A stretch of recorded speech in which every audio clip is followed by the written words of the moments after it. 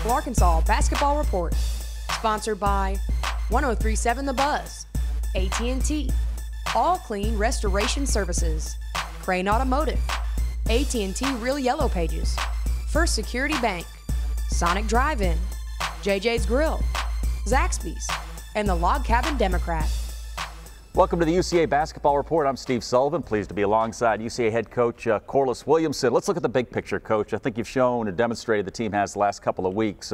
When they're playing the right way, they can compete with anyone in this conference. Yes, when we're sharing the basketball and when we're not turning it over carelessly, we can compete with any team in our conference. And we have the confidence knowing that when we're playing right, that we can play with anyone and have an opportunity to win. So it's just a matter of us getting another win to get back on the right streak. And you know, if we're lucky enough to make it to the tournament, anything can happen. So we're pretty confident about how we match up with most teams in our conference. Wednesday night, you had a special guest. Your old coach, Nolan Richardson, shows up. Yeah, you know, I was in my office getting ready for the game and had a knock on my door, and they told me I had a visitor and didn't know what to expect. So I walk out and there's Coach Richardson standing there. So I was a little nervous to see him there, but I was very excited and honored to have him come to one of our games and to watch me coach. He has some sayings that stick with me. One is, all sickness is not death. Right. And I guess you can relate to that when you're going through a tough time. That's right. You know, anytime you're going through a tough time doesn't mean that the season's over or our guys are going to pack it in. We're still working hard every day in practice, trying to compete with one another, trying to get better. We've seen some good things in our games. You know, it's just a matter of getting just that one win to stop the slide. And once we get that, I think our guys will be in good position to make a run. I don't know what he told you, but he told us he wasn't surprised that we're struggling because you're trying to get them to play a totally different game and getting them to buy into a system. And you'll see it for a few minutes, but it's hard to get it for all 40 minutes. It is hard to get it for a full 40 minutes. You know, that's the process of building the program. The more guys we get in here that are accustomed or more better equipped athletically to play the style that we want to play, and then we'll be able to play it for a full 40 minutes. But I was very pleased, you know, to have Coach Richardson here, and he saw some good things. You know, he told us some things we need to work on, but he was very excited about what we have here and what our potential. You in playoff mode now to get into the playoffs? I am. And I'm trying to get my guys in playoff mode. You know, when you look at it, you lose 4 games in a row in conference, and it's easy to get down, but I have to bring it up to our guys. I pull out the standings just so they can see that we're still right there.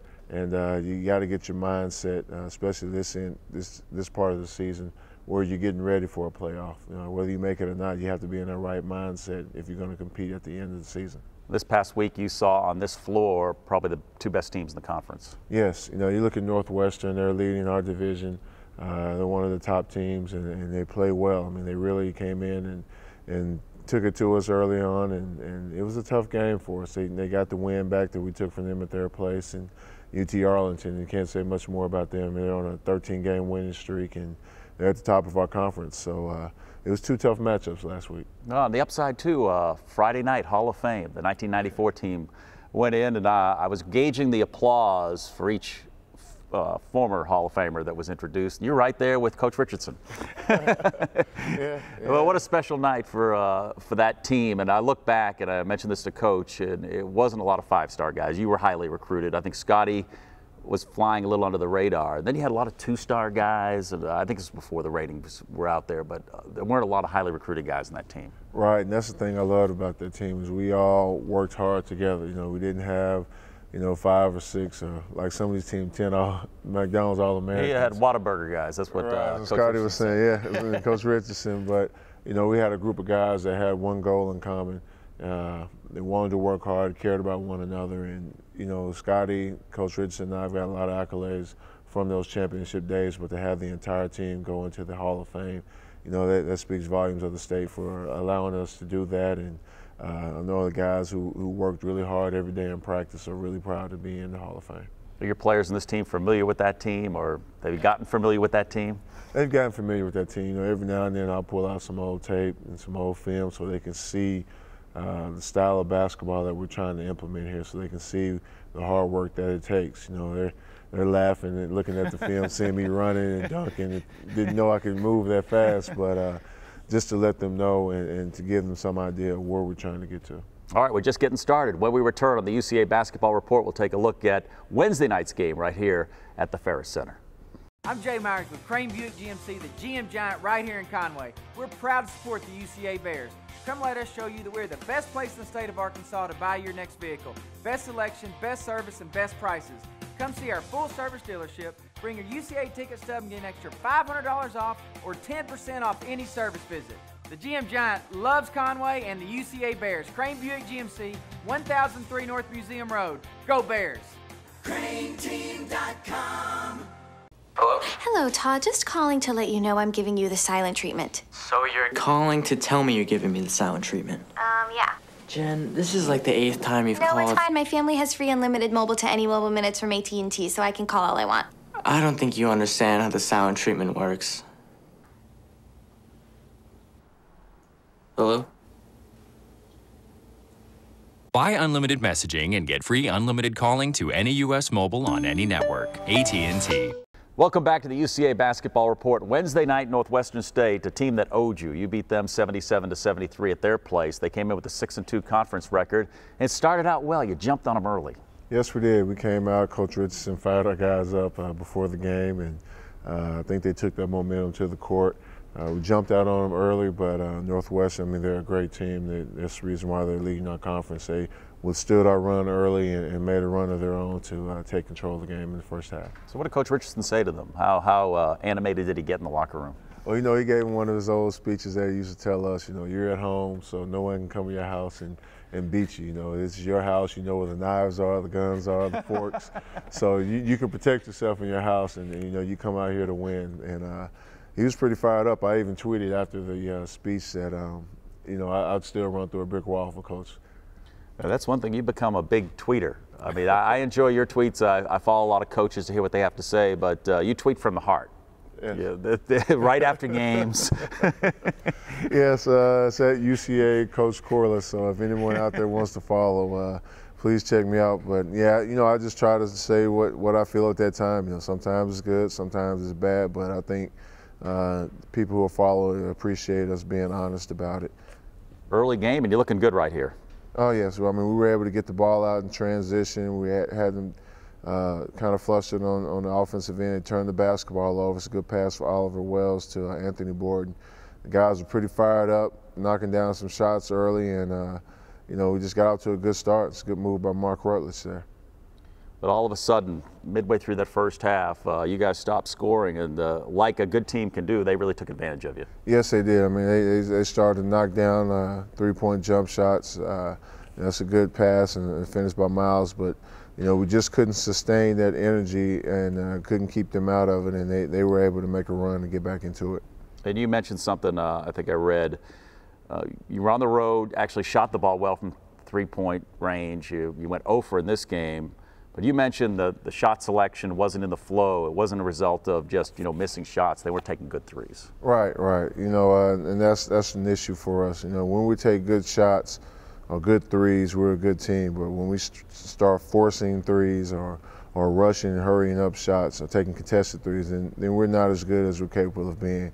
I think we did a poor job of shot selection from the three-point line this game. As a result, we were 0 for 10, I believe.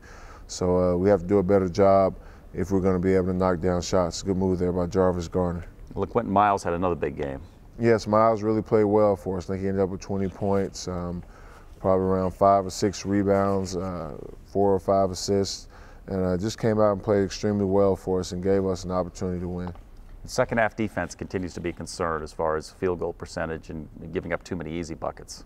Yes, you know, some of that too has to do, you know, when you're down, you start pressing a little more and you're giving up a few layups, which you did this game, and we can't afford to do that. You know, we have to be in the game early.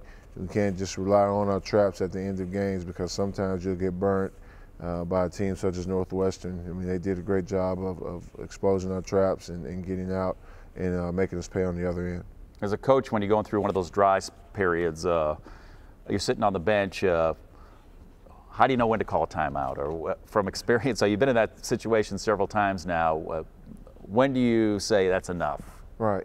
You know, it's just a feel you try to have for the game. I mean, I've seen our guys, when I haven't called a timeout, they've been able to play through it and get things going. Then, you recognize, when it's an off night that you may have to call a timeout and do something else. But anytime you're on the road, you definitely want to call a timeout.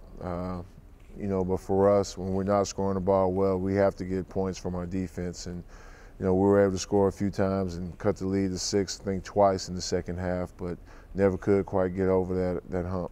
You have to be proud of the team the way though they fought back.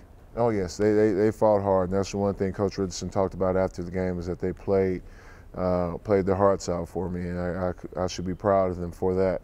There's some mental things we didn't do well, but overall our guys really try to compete and play hard. It's a good team you lost to, too. When you look at Northwestern State, that was a big road win you picked up. But this is a team that has beaten a lot of good teams. They've beaten a lot of good teams. They're going to be right there at the top at the end of the season. And I was proud of our guys when we beat them down there, but I think the key or the difference between the two games, we made shots at their place. We were able to make 10 threes as opposed to missing 10 at home. So anytime you're playing against a great team like that, you have to be able to stick shots, and that was a bad thing for us.